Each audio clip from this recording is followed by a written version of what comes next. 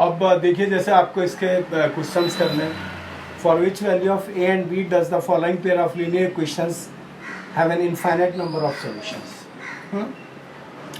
तो इसमें ए और बी की वैल्यू फाइंड करनी है, जबकि लीनियर इक्वेशंस की इनफाइनाइट नंबर ऑफ सॉल्यूशंस वाली कंडीशन उसने दे रखी है। तो देखिए पहला इक्वेशन है जैसे 2x + 3y = 7 और सेकंड है बेटे a - b × x + a - b और a + b × y = 3a + b - 2। ये आपको इसने दो लीनियर इक्वेशंस दे रखी हैं और साथ में ए और बी की वैल्यू फाइंड करनी है। और आपको इसने ये गिवन है कि following pair of linear equations have an infinite number of solution. तो आप लिखोगे since equations have infinite number of solutions, since equations have infinite number of solution हो तो कंडीशन आपको अभी मैंने लिखवाई थी कि क्या होता है a1/a2 = b1/b2 = c1/c2। ये होता था। अब आप ये जो लीनियर इक्वेशंस गिवन है इसमें से a1/a2 b1/b2 c1/c2 की वैल्यू यहाँ पे पुट कर सकते हैं, तो आपको ए और बी की वैल्यू फाइंड हो जाएगी। तो a1/a2 आ गया आपका 2/a - b b1/b2 हो गया 3/a + b और c1/c2 7/3a + b - 2। इस तरीके से आपने ये जो पेयर ऑफ लीनियर इक्वेशंस है इसमें से a1/a2 2/a - b दोनों के कोफिशिएंट x के, ऐसे b1/b2 3/a + b और c1/c2 7/3a + b - 2 जो भी कांस्टेंट है। उसके बाद आपने जब थ्री इक्वेशंस इक्वल में गिवन है तो पहले 2 को लेके चलना है। पहले आप सपोज करें इन दोनों को लेके चलते हैं। 2/a - b = 3/a + b। फिर आप क्रॉस मल्टीप्लाई करेंगे तो 2 से मल्टीप्लाई हो जाएगी ए बी की 2a + b और 3 से मल्टीप्लाई हो जाएगी a - b की।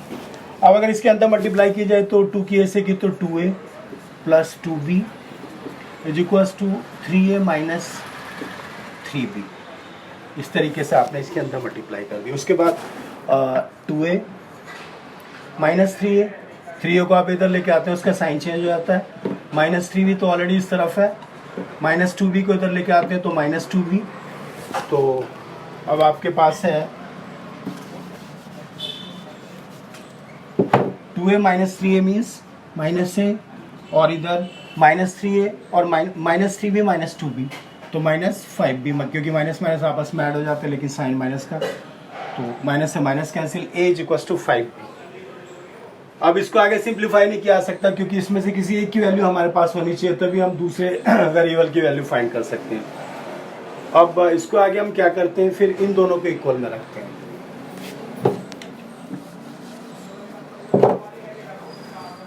3/a + b = 7/3a + b - 2।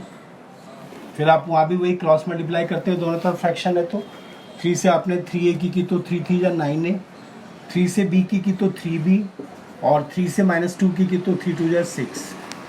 7 की क्रॉस मल्टीप्लाई करते हैं आप a + b से तो 7a + 7b या।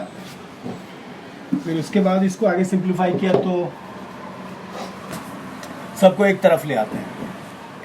9a + 3b -6 -7a और -7b इक्वल से दूसरी तरफ आने पे इन दोनों के भी साइन चेंज हो गया और इक्वल में 0 हो गया क्योंकि सारे टर्म्स एक तरफ आ चुके। अब 9a - 7a तो 2a और +3b - 7b तो -4b क्योंकि माइनस का 7b ग्रेटर है। -6 इज इक्वल टू 0। अब आप इसको आगे सिंप्लीफाई नहीं कर सकते, अब क्या करें, इसको आप इक्वेशन फर्स्ट कह सकते हैं और इसको इक्वेशन सेकंड। अब आप देख रहे हैं, इसको सिंप्लीफाई करने के लिए किसी एक वेरिएबल की वैल्यू आपको पहले चाहिए, तभी आप दूसरे की वैल्यू फाइंड कर सकते हैं। भाई आप उसकी वैल्यू पुट कर देंगे और सेकंड वेरिएबल की वैल्यू आप फाइंड कर लेंगे। तो आपके पास, आपने देखा क्या किसी एक वेरिएबल की वैल्यू है, आप फाइंड कर चुके हैं। तो आपने देखा ए की वैल्यू आपको मिली है 5b इक्वेशन फर्स्ट में, वो आप यहाँ पे पुट कर सकते हैं। तो आप लिखेंगे कि on substituting value of A in equation second में ए की वैल्यू पुट करनी है, तो 2a 2 मीन्स 2 इंटू ए, जो भी आप ए की वैल्यू पुट करेंगे उसकी 2 के साथ मल्टीप्लाई हो जाएगी। तो 2 into 5b minus 4b minus 6 is equal to 0। 2 5 जा 10b माइनस 4b माइनस 6 को उधर लेके गए तो प्लस 6, 10b माइनस 4b तो 6b इज इक्वल टू 6, और b आ गया आपका 6/6 यानी 1। अब ये जो b की वैल्यू आप यहाँ पे फर्स्ट में पुट करते हैं तो आपको a की वैल्यू मिल जाती है। तो ऑन